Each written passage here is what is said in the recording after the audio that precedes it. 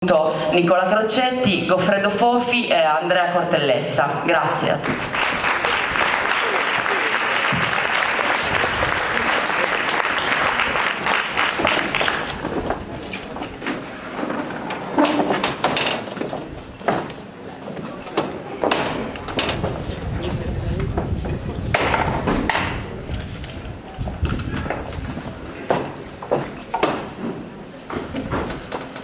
Il libro di cui parlava adesso Paola Solica si intitola La matematica è scolpita nel granito, che è una frase molto lapidaria, è il caso di dire, molto icastica, molto poetica, e questo è un paese in cui invece la poesia è disegnata sui muri, è disegnata dappertutto, è dipinta direi dappertutto, e questo già ci mette nella disposizione d'animo migliore, così come il fatto di vedervi così numerosi. In realtà uno dei temi che inevitabilmente si toccano quando si parla della presenza della poesia in Italia è proprio invece la sua difficoltà a farsi ascoltare, a farsi leggere. Cristian Raimo prima lo ha detto, lo ha proposto, diciamo, come tema di discussione. Il titolo dell'incontro di oggi è Il mercato inesistente, la poesia sulle riviste, sui blog e sui giornali. E appunto Paola ha già anticipato i partecipanti all'incontro. Mi chiamo Andrea Cortellessa, alla mia destra Goffredo Fofi, che proprio, siccome parleremo sicuramente di riviste, si può considerare quasi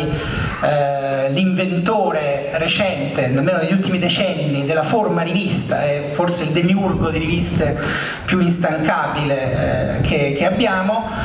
L'ultima della serie, ma ce ne sono state di molto prestigiose e molto importanti prima, è Lo Straniero, che tuttora felicemente esce. E una delle caratteristiche di tutte le riviste di Goffredo Fofi, ricordo per esempio appunto quando ho cominciato a scrivere le primissime cose che ho scritto, le ho pubblicate su Linea d'Ombra, che aveva fondato proprio Fofi. Una delle caratteristiche delle riviste di cui si occupa Fofi è appunto la presenza della poesia, una presenza dei poeti, direi, più ancora che del discorso sulla poesia. E credo che questo un po' venga da una storia, ma questo poi ce lo dirà lui evidentemente, di riviste alle quali invece lui ha collaborato più da giovane, come Quaderni Piacentini, che era una rivista in cui anche in quel caso la poesia aveva un'importante presenza. L'ultimo suo libro è appena uscito da Donzelli e si intitola Le zone grigie, conformismo e viltà nell'Italia di oggi. E anche nel piccolo mondo della poesia ci sono delle zone grigie, ci sono delle zone appunto di conformismo, di non detto, che magari oggi in parte potremmo, ecco, anche a noi non poteva mancare l'accompagnamento, potremmo individuare. Franco Loi ancora meno bisogno di presentazioni, soprattutto perché ho scoperto essere un abitante ormai, un abitante di Seneghe, un cittadino di Seneghe.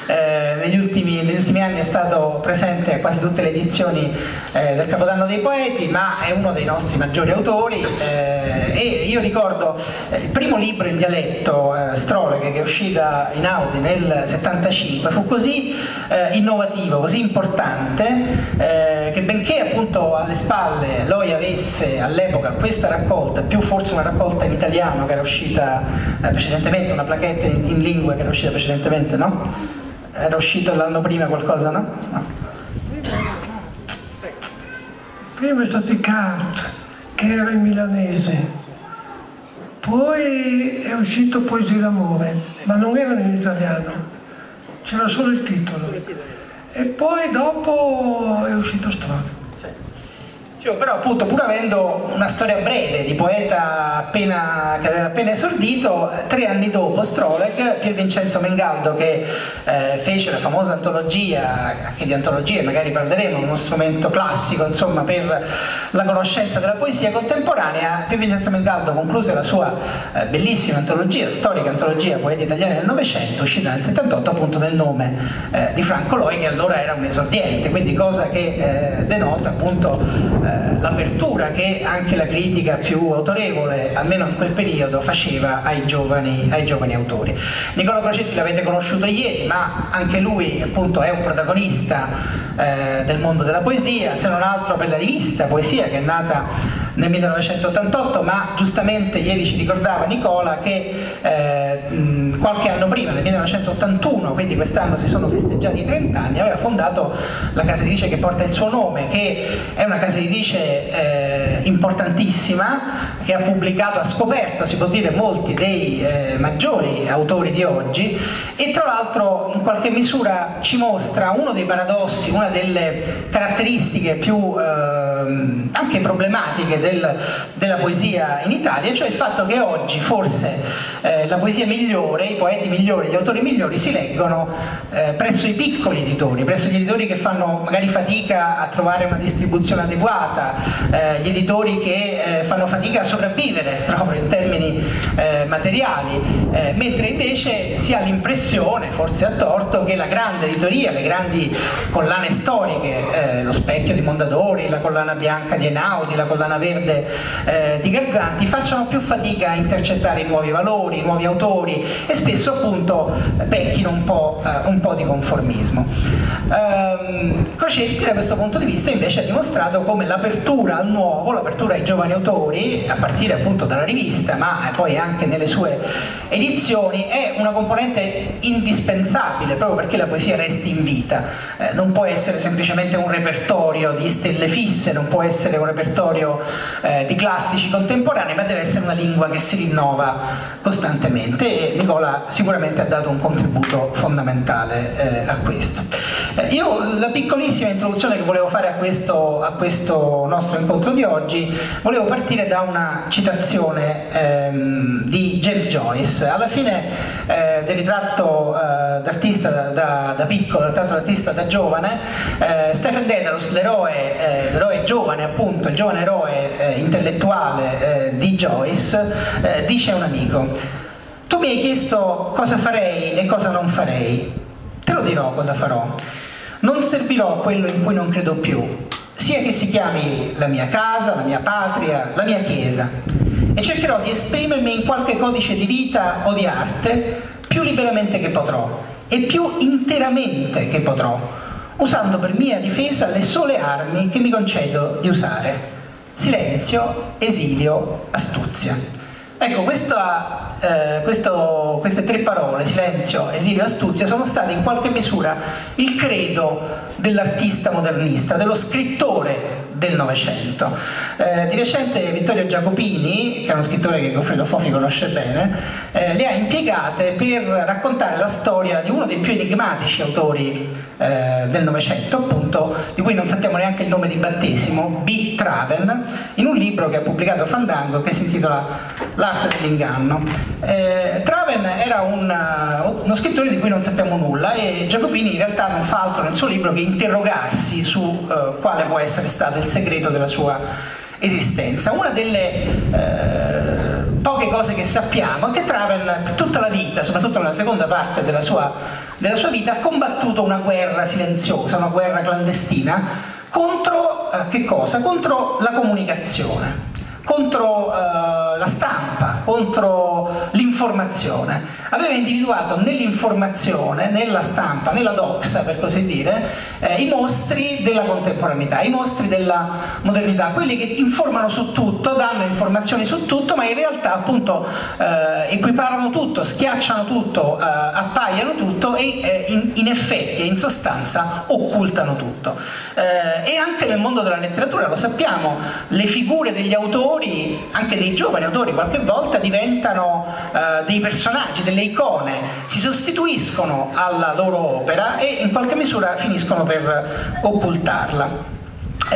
Valerio Magrelli, in una sua raccolta poetica di qualche anno fa, Didascalia per la lettura di un giornale, aveva messo in esergo dei versi di T.S. Eliot. Dov'è la saggezza che abbiamo perso con la conoscenza?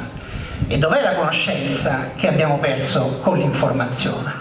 Ecco, la poesia e l'informazione, la poesia e la doxa, sembrano essere due entità che hanno evidentemente qualcosa in comune, perché usano le parole entrambe e usano nella contemporaneità anche altro, le immagini, il video, la musica, usano tutti gli strumenti che la tecnologia mette loro a disposizione, lo fa anche la poesia, non solamente le comunicazioni di massa, eppure lo fanno con intenti che sembrano opposti. Quindi non è un caso che in qualche misura la comunicazione, la stampa, l'informazione sembra aver dichiarato guerra alla poesia, sembra aver escluso dal proprio fascio di luce i poeti e la poesia. Ecco, quelle tre parole, quei tre valori che Joyce individuava, esilio, astuzia e silenzio, hanno costituito per tanti grandi poeti del Novecento anche una forma di protesta, no? Come nel caso di Travel, nei confronti dell'informazione. Io ricordo per esempio un grandissimo maestro del Novecento, Emilio Villa, che per tutta la vita è fuggito dagli editori, è fuggito dai giornali, è fuggito da ogni forma di corruttela o comunque di presenza nel mondo dell'informazione. Tale era la sua guerra nei confronti di questo mondo del mercato, questo mondo della strumentalizzazione che della poesia si fa nella società contemporanea, che una volta, per pubblicare una sua poesia, Villa non trovò di meglio che scolpirla, inciderla appunto sulla pietra, sul granito in caso di dire, e gettare questi sassi nel Tevere. Questa era la sua forma di pubblicazione, no? I sassi nel fiume. Una pubblicazione paradossale evidentemente, no? Rendere invisibile ciò che il poeta stesso aveva scritto. E questa protesta nei confronti della doxa, nei confronti dell'informazione, tuttavia nel corso del Novecento non ha escluso che i poeti potessero essere conosciuti anche da un pubblico vasto. Anzi, fino a un certo periodo, direi fino a una trentina, quarantina d'anni fa, il poeta, anche se si rivolgeva magari a un pubblico limitato, però era un personaggio pubblico, riusciva a imporre la sua presenza ed era in realtà la regola il fatto che la poesia raggiungesse una società letteraria che riconosceva dei valori. Quando Giuseppe Ungaretti pubblica il suo primo libro, Il Porto Sepolto, lo stampa in 80 esemplari e Il Porto Sepolto, malgrado che fosse stato stampato in proprio dall'autore in 80 esemplari, nel giro di un paio d'anni fece di Ungaretti uno dei più importanti, se non il più importante autore della sua generazione, riconosciuto come tale da tutti i critici, da tutti i suoi colleghi poeti, anche molto più grandi e autorevoli di lui. Il caso di Dino Campana, che si cita sempre come invece caso di maledizione, di rifiuto della società da parte del poeta e di condanna del poeta da parte della società, in realtà è un'eccezione che confermava la regola. La sociopatia di Campana giungeva al punto tale che appunto la sua vita è stata un sacrificio e la sua poesia è stata negata per tutta la sua esistenza in vita. Oggi però questo esilio, questa astuzia, questo silenzio si sono tramutati in una sorta di boomerang, si sono tramutati in un'arma a doppio taglio, e i poeti finiscono per essere, i poeti importanti, i poeti che leggiamo e che amiamo, finiscono per essere i più sconosciuti, i più ignoti. Il caso più impressionante, a mio modo di vedere, di silenzio colpevole su un poeta importante si è consumato proprio pochissimo tempo fa, meno di un mese fa.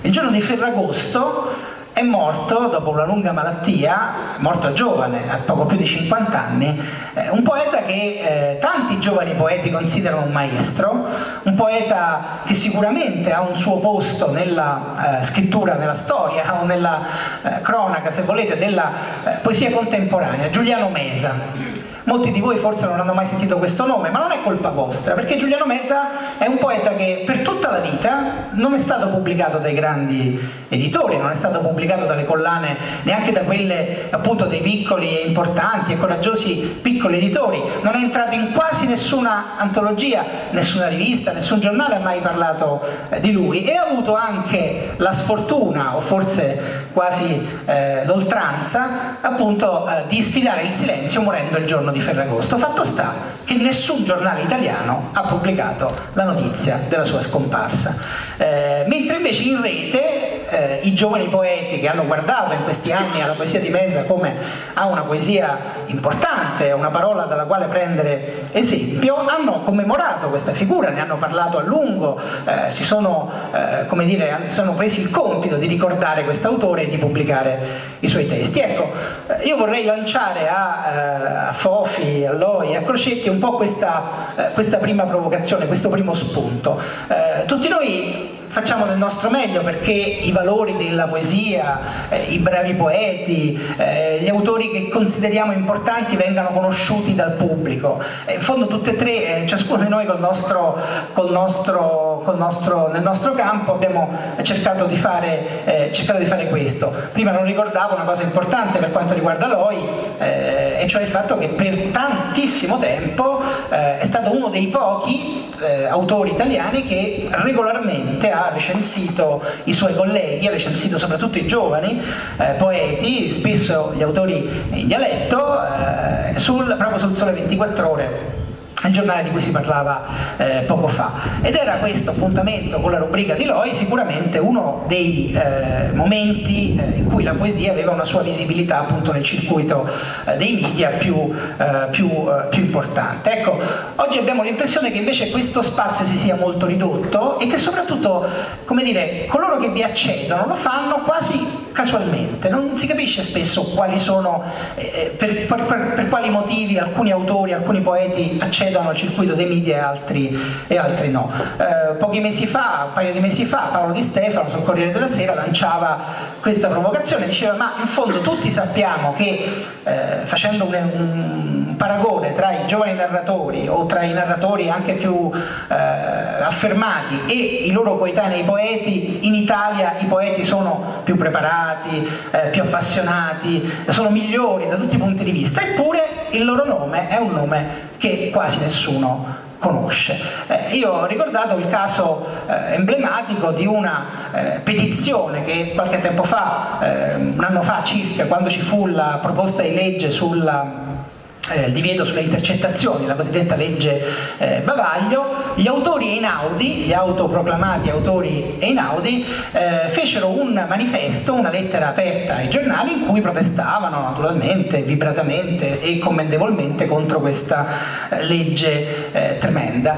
La cosa che colpiva è che nessuno di questi autori Einaudi fosse un poeta, sebbene proprio Einaudi abbia una collana, la Bianca, che è tra le più prestigiose, e sebbene che i poeti, facendo magari i traduttori, i consulenti, i curatori di collane, eccetera, siano stati parte importante della costruzione del catalogo dell'Einaudi, che è il suo grande patrimonio. E mi veniva da dire appunto che in fondo la parola autore, l'etimologia della parola autore viene dal latino, no? Augeo è colui che accresce un patrimonio, e questa metafora con cui appunto l'autore lo consideriamo colui che accresce è una metafora, se volete, un po' retorica, no? Un po' idealista, accresce il nostro patrimonio spirituale. Ecco, se tra gli autori Einaudi non è stato considerato nessun poeta, forse vuol dire che oggi per il sistema editoriale autore è solo colui che accresce, ma accresce evidentemente il fatturato della casa editrice. Nel mercato di oggi, nell'industria editoriale di oggi, non c'è più spazio per una scrittura come quella poetica che non abbia ambizioni di grande cassetta, non abbia ambizioni di grande e straripante successo commerciale. Gli autori sono solamente i narratori e quelli magari più grossolani, e questo è qualcosa che solo fino a pochi anni fa non avevamo assistito a nulla del genere. La poesia è sicuramente viva, lo diceva prima Francesca Genti. Mi pare che Azzurro D'Agostino citasse un verso proprio di Franco Loice, che la gente ha bisogno. Il bisogno di poesia, lo dimostra appunto anche questa piazza, è diffusissimo. Probabilmente sono tantissimi coloro che vorrebbero leggere la poesia, ma qualcosa continua in qualche misura a impedirlo, e lo fa sempre di più. Io non so chi vuole intervenire per primo. Vabbè, sì, anche perché io credo che sia questo uno dei grandi vantaggi della poesia. La poesia ha due vantaggi: uno, la gratuità. Cioè, diventando poeti sì, si possono vincere i premi Nobel, capita, però non si vende mai come i grandi narratori o come i narratori anche più facili, gli autori di bestseller. Si resta sempre in un ambito limitato, piccolo, in un ambiente un po', come dire, marginale, quasi catacombale in certi momenti, no? La poesia passa, la si conosce da persona a persona. C'è un amico che ci suggerisce un nome, uno se lo va a cercare e scopre il poeta. Non si arriva attraverso i grandi mezzi di comunicazione di massa, attraverso la televisione, attraverso i grandi giornali, no? I grandi giornali si accorgono dei poeti appunto quando vincono i Nobel o quando vincono gli Strega e gli Viareggio, ma anche lì con cautela, perché poi tanti grandi poeti che hanno vinto Strega e Viareggio, non c'è uno Strega per la poesia, e il Viareggio poi sono rimasti invenduti, non sono entrati. Però questo credo che sia uno dei grandi vantaggi della poesia, quello di non mirare al successo, ma mirare a un altro tipo di pregio, a un tipo di qualità che è un discorso che va più in profondo, che scava di più, che entra di più, che vuole dire qualcosa di più che non la comunicazione, no? Un grande regista, Luis Buñuel, diceva che i 4 cavalieri dell'Apocalisse che stanno distruggendo il pianeta sono la scienza, la tecnologia, la sovrappopolazione e la comunicazione. E allora colpiva molto questo fatto che dicesse negli anni 60 la comunicazione, no? Perché sembrava ancora che la comunicazione, pensiamo, no? La voga dei semiologi, cioè, sembrava che la comunicazione fosse l'apertura delle nuove sorti progressive, meravigliose dell'umanità. Insomma, tutti si comunica, si diventa globali, tutti sanno tutto, tutti accedono a tutto. In realtà, come ben sappiamo, si accede solo alle cose che chi gestisce la comunicazione vuole che noi sappiamo. Non è che su Repubblica e sul Corriere della Sera troviamo le notizie che veramente potrebbero servirci, troviamo quelle che servono a un certo sistema di potere, a un certo sistema che appunto ha nella comunicazione il suo punto forte. La comunicazione ha un sinonimo oggi che è pubblicità. Nella sostanza, insomma, è una forma di manipolazione delle coscienze. Si governa manipolando le coscienze, si governa tramite la comunicazione. Siamo reduci da 30 anni di storia di questo tipo in Italia, no? Quindi la comunicazione è se dobbiamo dirla in modi un po' retorici, è una forma, uno degli aspetti del male, è uno dei 4 cavalieri dell'Apocalisse, insomma.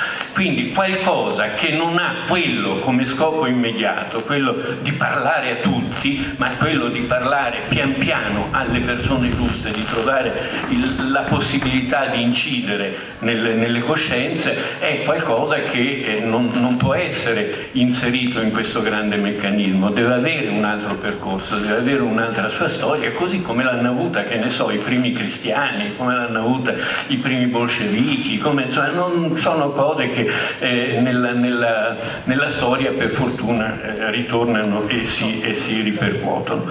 L'altro aspetto, appunto, quello quindi si fa poesia per necessità e per gratuità. Lo spirito di gratuità della poesia: non si fa poesia per diventare ricchi e famosi, non si diventa ricchi e famosi scrivendo poesia. Questo è uno svantaggio, però io credo che sia anche un enorme vantaggio, è quello che mantiene alla poesia il suo fascino, la sua forza, la sua identità vera.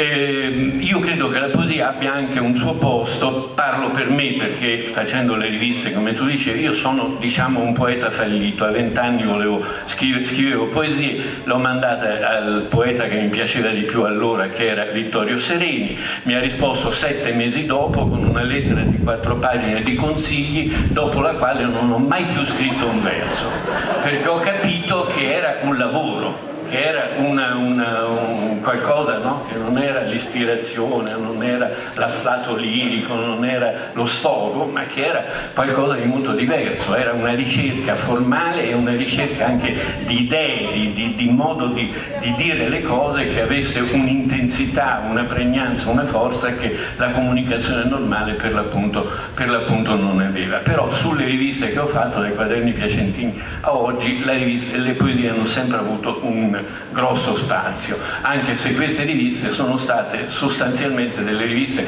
come dire, tra virgolette politiche, cioè Lo Straniero oggi ha come sottotitolo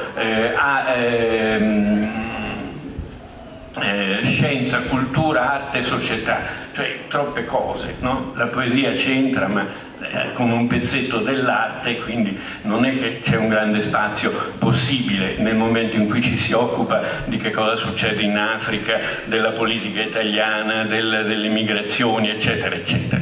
E la poesia però c'è sempre, direi quasi tutti i numeri, e molto spesso come apertura, anche come apertura di discorso, come rimando ai valori di fondo, a quelli più alti, a quelli più importanti, per cui si ripubblicano dei classici, perché i classici del Novecento per esempio sono pochissimo frequentati. Se voi chiedete in libreria, non so, dei libri di Oden e di Machado, che sono difficilmente nelle librerie normali li trovate, anche se sono ancora in catalogo da qualche editore, insomma, quindi bisogna rimettere in circuito continuamente alcune voci che hanno saputo rappresentare i dilemmi e le speranze e le angosce del loro tempo meglio di qualsiasi altro romanziere o filosofo, insomma, che usano troppe parole per dire le cose, loro vanno immediatamente più al sodo. Per cui la poesia c'è sempre, ovviamente c'è anche la poesia nuova e la poesia italiana, in ogni numero c'è qualche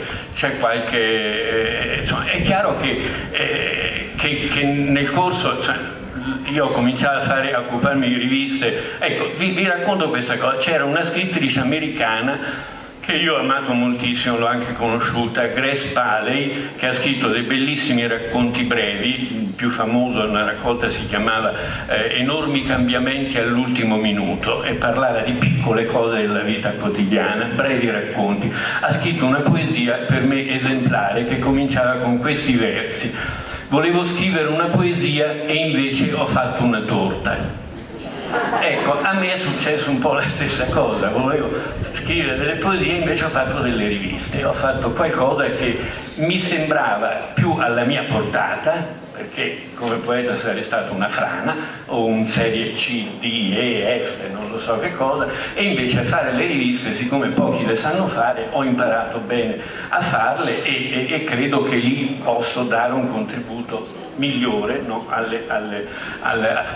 però la poesia resta un bisogno tale per cui anche se tu non le scrivi, se semplicemente le leggi, è come se le scrivessi. Insomma, quando individui un poeta che ti piace o una poesia o addirittura un verso che ti piace, questo verso ti lavora dentro e ti mette in moto tante di quelle cose per cui alla fine ne ricavi quello che molto di più di quanto ricavi dai grandi libri, no? Che bisogna, per carità, bisogna leggere anche quelli, bisogna leggere i filosofi, i grandi romanzieri, non vanno assolutamente esclusi dal discorso, però la poesia ha questa capacità della sintesi. Io credo che la cosa che mi affascina di più della poesia è la capacità della sintesi, riuscire a dire le cose con poche parole, calcolate, studiate, elaborate, precise, ma che vanno immediatamente diritte allo scopo. Prima tu parlavi di questo poeta di cui ignoravo anche l'esistenza, me ne vergogno, ma mi veniva in mente un'altra cosa. Forse qui sarebbe stato anche bello ricordarlo. È morto di recente uno dei grandi poeti del Novecento italiano, che è Giovanni Giudici, grandissimo poeta, che forse ci si accorgerà di quanto è grande via via. Perché? Perché è un poeta cantabile, è un poeta ironico, è un poeta narrativo, cioè non è un poeta di quelli che fanno i poeti. no? Che è un poeta che si svilisce perfino, si autodenigra nel raccontarsi, però se voi volete capire i dilemmi dell'Italia di questi 50 anni ultimi, probabilmente le poesie di Giudici aiutano, servono, perché e così non solo Giudici, ma ovviamente altri poeti sono ancora vivi e tra di noi Zanzotto e Bandini. Abbiamo avuto negli ultimi anni, negli ultimi decenni del Novecento alcuni poeti straordinari, sereni, di cui dicevo prima, ma Fortini, ma tantissimi. Abbiamo avuto anche Loi, abbiamo avuto anche dei poeti, per esempio dei poeti dialettali grandiosi, straordinari, i Romagnoli, i Baldini e Guerra, i Marchigiani, c'è una storia, la storia della cultura italiana. Probabilmente se uno deve mettere in questi ultimi 50 anni, fare il peso che hanno avuto i romanzieri, il peso che hanno avuto i poeti sono molto più importanti. Forse ci aggiungerei, anche se non era il loro specifico campo, le poetesse, anche se la Morante Lautese e Amelia Rosselli sono tre grandi nomi della poesia contemporanea. Anche qui aneddoti, una volta Elsa Morante si incazzò moltissimo perché un tizio l'aveva chiamata la poetessa e lei diceva: io sono un poeta, esistono i poeti e i poetessi, io sono un poeta, Salvatore Quasimodo è un poetesso. E anche qui per dire che c'è una poesia che va verso il kitsch, che va verso i cantautori. I poeti italiani contemporanei più noti sono i cantautori, no? E non sono granché, perché sono degli imitatori spesso abbastanza rozzi dei francesi, dei canadesi, in quante salse abbiamo, no, riciclato i vari Brassens o gli altri, ecco.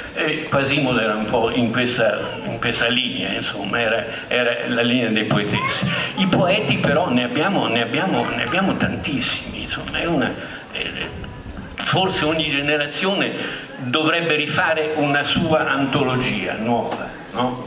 Cortellessa dovrebbe mettersi lì e dire: ecco, adesso quali sono quelli che oggi ancora restano, ancora hanno delle cose da dirci, e probabilmente si scoprirebbero che tanti autori molto noti non hanno più nulla da dire e tanti altri meno noti hanno invece tantissimo da dire. Comunque il succo è un po' questo: la poesia è una necessità del genere umano, una necessità di ciascuno di noi. In qualche modo con la poesia bisogna fare i conti, con la poesia che è l'essenza del pensiero, è il modo in cui si può dire, e è stato detto meglio, le paure, le angosce, ma anche le speranze, anche le utopie del genere umano.